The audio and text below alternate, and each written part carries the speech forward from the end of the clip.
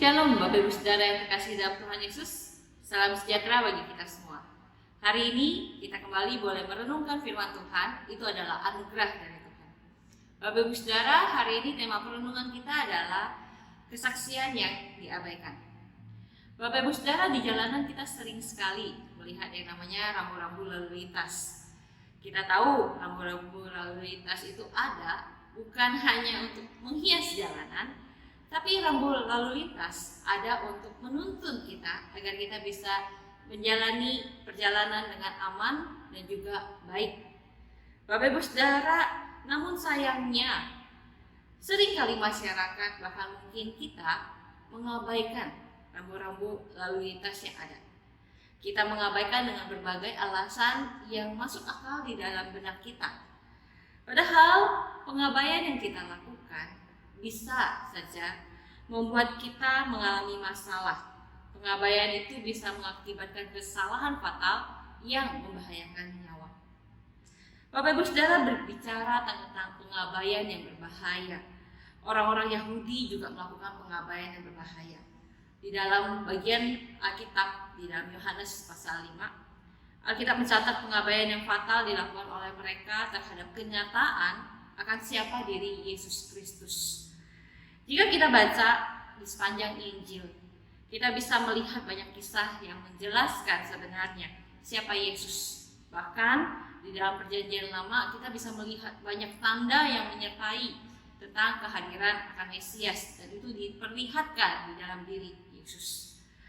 Namun Bapak Ibu Saudara, banyak orang Yahudi, bahkan ahli-ahli Taurat, ahli-ahli agama, yang dengan sengaja menutup mata mereka, dengan sengaja menolak dan mengabaikan.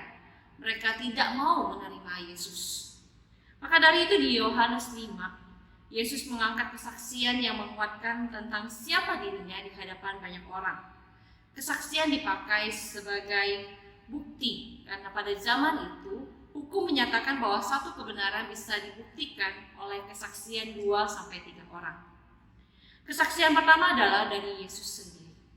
Meskipun Yesus tidak pernah mengatakan secara literal bahwa dirinya adalah Mesias, namun banyak kali dalam pernyataannya menunjukkan kepada banyak orang siapa sebenarnya dia. Akan tetapi kesaksian Yesus bagi dirinya sendiri secara hukum tidak valid. Maka Yesus menyebutkan kesaksian kedua, yaitu dari Yohanes Pembaptis. Sebagai orang yang cukup dikenal, Yohanes Pembaptis banyak dipercaya oleh orang. Yohanes Pembaptis pernah memberikan kesaksian tentang siapa Yesus. Dia menyebutkan Yesus sebagai anak domba Allah yang menghapus dosa dunia. Bapak Ibu Saudara, kesaksian Yohanes ini digambarkan oleh Yesus sebagai pelita yang menerangi, sebagai pelita yang memperlihatkan cahaya. Yohanes adalah pelita. Dia menuntun orang menuju cahaya itu, yaitu Yesus sendiri. Kesaksian yang ketiga adalah kesaksian dari Allah Bapa dengan karyanya dalam hidup Yesus. Semua pekerjaan yang Yesus lakukan di dunia ini seperti menyembuhkan orang, mengusir setan, bahkan membangkitkan orang mati, menunjukkan kuasa yang bukan berasal dari manusia biasa, melainkan berasal dari Allah. Hal itulah yang menjadi kesaksian bahwa Allah Bapa menyertai dia.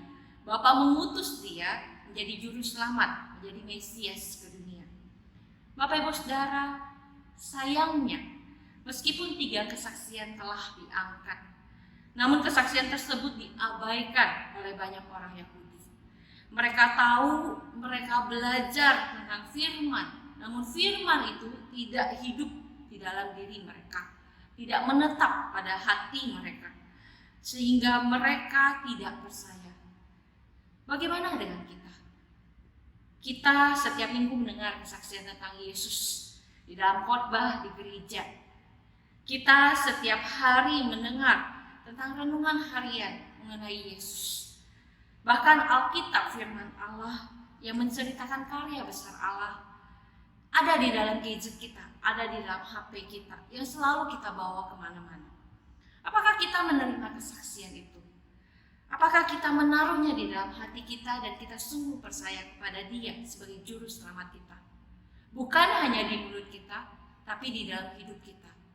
Hidup yang semakin serupa dengan Dia, Tuhan kita. Kiranya Tuhan menolong kita. Mari kita berdoa. Tuhan, kami tahu bahwa kami belajar banyak tentang firman Tuhan, mendengar banyak tentang kesaksian akan Yesus Kristus. Kiranya semua itu tidak lalu begitu saja Tuhan, tapi boleh menetap dalam hati kami dan boleh kami hidup yang semakin serupa dengan Kristus yang hidup di dalam hidup kami. Di dalam nama Tuhan Yesus kami berdoa.